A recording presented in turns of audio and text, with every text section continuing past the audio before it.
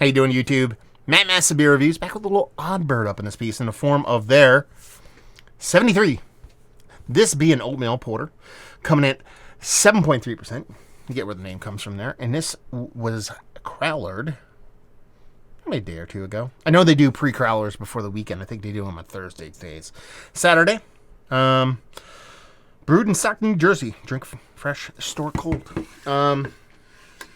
I went down there today with the wife and a kiddo. We went and did a little grocery shopping over in Flemington, stopped at Conclave, and then I talked the wife to coming here because it's not that far out of the way from going to Flemington and Conclave and whatnot, but it's a really nice ride back, with the family and stuff like that in tow.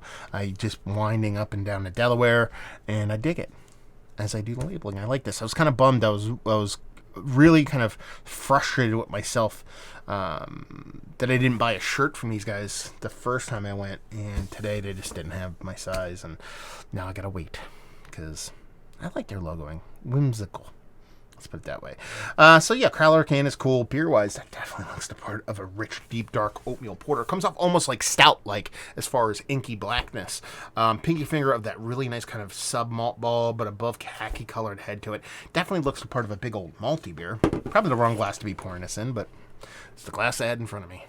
Let's get nose. Ooh, that's nice. Man.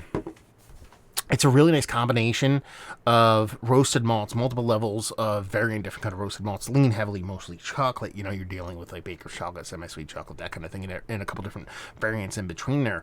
But there really is this nice, soft kind of, not heavily dense, not overly roasted kind of coffee component to this.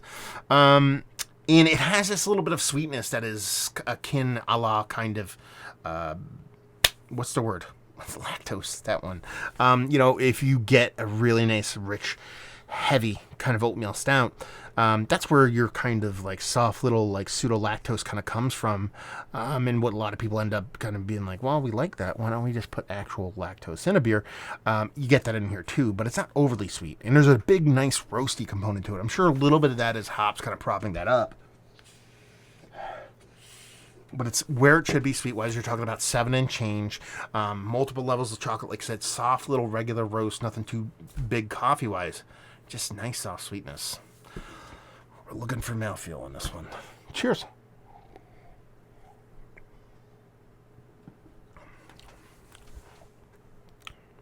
That's nice.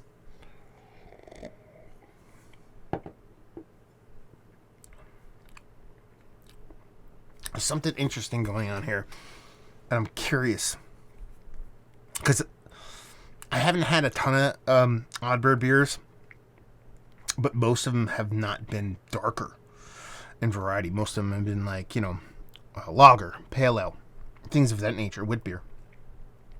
There's a nice big roast component across the board here. There's a little bit of help like from the hops, like I said earlier. But it has that multiple levels of roasty, toasty, kind of maltiness, chocolate, bipping, bopping around. That little bit of coffee thing I got in the nose, not nearly as big in the taste. It's still there, but a smaller player. Mouthfeel's nice. It's not super sultry, super creamy, that kind of soup, not density, fluffiness, creaminess that you really want out of these bigger kind of oatmeal stouts. Or oatmeal porter, I should say. There's a minerality to the water here. And I like it. I think that kind of cuts the mouthfeel a little bit. When you get a little bit higher kind of like salt or mineral level in your water, I think that ends up being just a little bit, kind of cuts the mouthfeel a little bit. I think that's what's going on here. But it adds this little bit of kind of salted porter kind of thing, salted chocolate thing going on here. I don't know if that's on purpose or if that's just their water table and that's what they use. They don't treat their water, they almost certainly treat their water to a certain extent, but I'm saying if they keep it as kind of fauna and flora kind of terroir kind of level kind of water, let their water table dictate some of what their beer does. I think it's a cool little twist on the beer.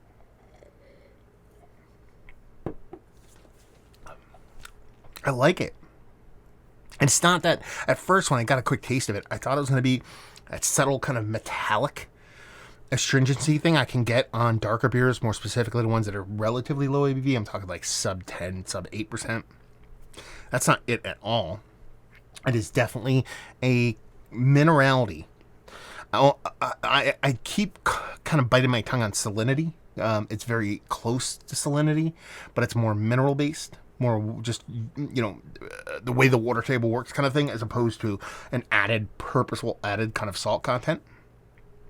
I think it adds something to this beer that normally I might not dig. It like I said, I think it does kind of hamstring the mouthfeel just a touch, but I think the trade-off for that mineral characteristic in the water, in the fluid, in combination with that big roasty kind of chocolate component across the board, I like that trade-off. I'm fine with that trade-off.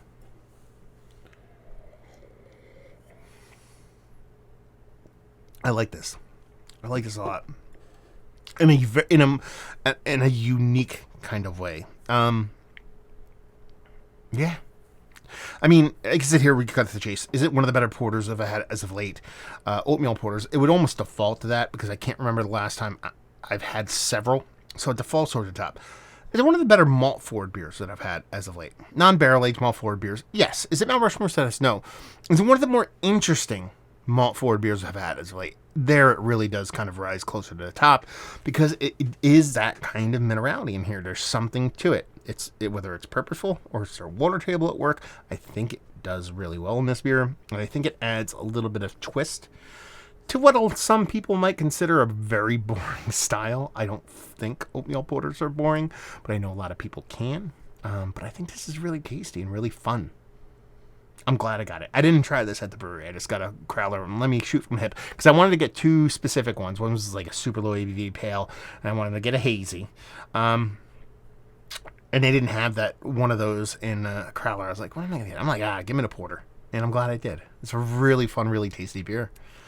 Let's talk about it. Like I said, again, I covered it already. It is one of the better, more fun, interesting malt forward beers I've had as of late. Value and availability, their crowlers are $13 across the board, no matter what beer the style they have. I think there was one that was 14. I'm sure the bigger beers or extra hot beers might be a little bit more, but fair price point for $13.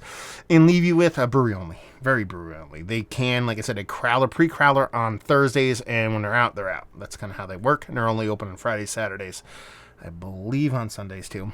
And leave you with, if you like what we like this, if you like, I don't know, good breweries doing good things with fun OG styles. It's not like they don't have a hazy, but what did I have today? I had a Pilsner there. I had an Oktoberfest kind of lager. Autumn lager is what I had.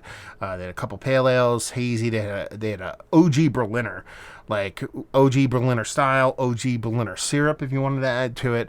They had a Saison that was kind of, I guess based off of Phantom base kind of Saison, stuff like that. So it's a lot of not super new school, but fun, tasty little brewery. The only poopy part about the brewery is parking, but there's a bunch of parks in and around the area you can walk to. That's what we did.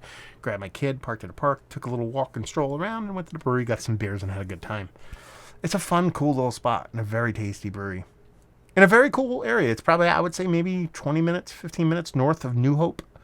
You're talking about maybe 30 minutes south of Phillipsburg.